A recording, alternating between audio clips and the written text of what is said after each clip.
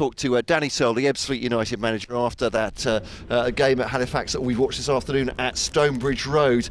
What were your feelings, Danny? I suppose firstly on the performance of your side. I know it's a defeat, but how do you feel they played? It was our best home performance so far, but obviously it's just frustration from the group. We've come into the dressing room after the game, and barring we're just talking about potentially a double deflected goal, they haven't really caused us any problems, and we've looked every bit as solid as we did last Monday against the Braintree, but we're just not getting anything in the final third at the minute, and it's tough when you're down there, and it's tough. And we just said to the boys, I cannot fault their effort today. I don't think anyone who came to watch today, we didn't stop, we run, we chased, we harried, we pressed, we tried to make things happen today, and for whatever reason at the minute it's just not clicking. But for us as a group in there, we've just said, look, you can feel it coming.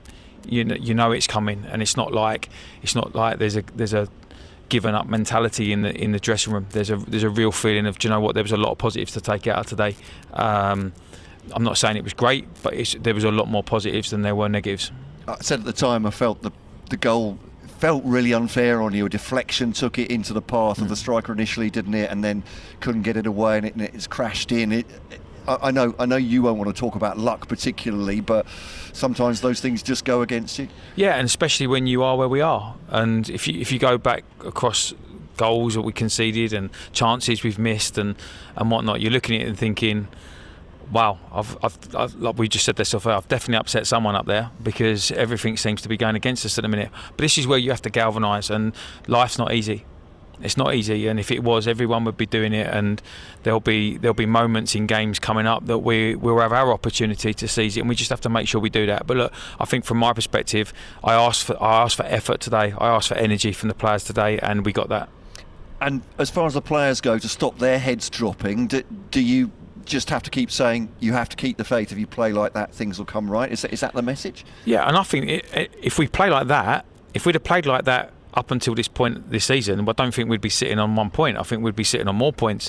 The issue's been it's taken a long time to get to that point. We have to build on that now, and I think from a confidence perspective, you need to believe in what we're doing. These lads work hard in training every day. They do. They work really hard. They put in every effort. They tried today to put in our game plan, and to a certain degree, barring, as you said, the deflected ball in behind and whatnot, we did it well. They didn't really hurt us. Cuzzo didn't make any amazing saves today. The issue is, nor did their keeper.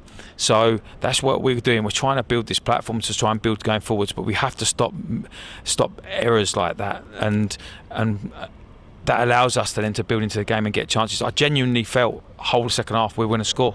I really felt we did, and to be fair to the fans, they were excellent second half, because I think they could feel it too. They could feel the momentum shift, and I think, to be honest, the first half was a nothing. I don't think really either team deserved anything from the first half. I think we cancelled each other out pretty well, to be fair, and that's credit to Chris and Halifax. But second half, the momentum definitely was with us, and when you're looking at games like that, you're just thinking, come on, give us something, even if it deflects off someone's backside and goes in, just give us something. But they defended resolutely, and we just missed our chances. You take that, I suppose, into Altrincham next week, away at Altrincham, and I mean, again, that'll be a tough game. Halifax wasn't going to be an easy one, was it? But Jeffy Tanga was talking to us about leaders in the dressing room as well, talking just after the game, and basically passing on the message that you've given, or reiterating that. How important is that, I suppose, leaders on the pitch, but also in the dressing room from a playing staff point of view? Yeah, we need leaders everywhere, and I think we've lacked that a little bit. I think the confidence has been low, but the performance on Monday and then the performance today, and look, the result's a poor result. We've lost again, but the performance today was better than it was against Woking. It was better than it was against Barnet. And at the end of the day, from our perspective, we have to build on that. We've got no choice. There's no point us going and licking our wounds. We have to bounce back. We have to have a hard week's training, and we have to get up to Altrincham. And we've got to go to a really, really tough venue and try and get some points. And looking at your side today, obviously you brought in young Ondo, a former Huddersfield United player. Tell us about him first. Why has he come to Ebbsfleet? Yeah, well, look, I've known Charles for a while, and I actually took him on loan when I was the manager of Waterford, and unfortunately he was a bit younger then. We had a settled side. He didn't get as many opportunities that he probably should have, but we've liked him for a long time, and he brings a good balance, and he brings a multitude of positions to the club. So from my perspective, he's a great addition, and obviously it's good to see him on the pitch today, and hopefully we'll see a lot more of him and a lot more positive performances. Hadn't twigged the Waterford connection, of course. Are you thinking making more changes, bringing more players in? I think we have to. Of course, we have to look at what we're doing, because at the minute we need that win, and we need to keep looking at ways we can probe to get that win. And until we do that, we have to keep going back to the drawing board.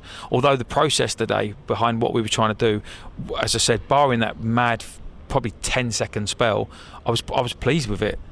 I don't think we set the world alight with our football, but we played some better football second half. We looked more threatening second half.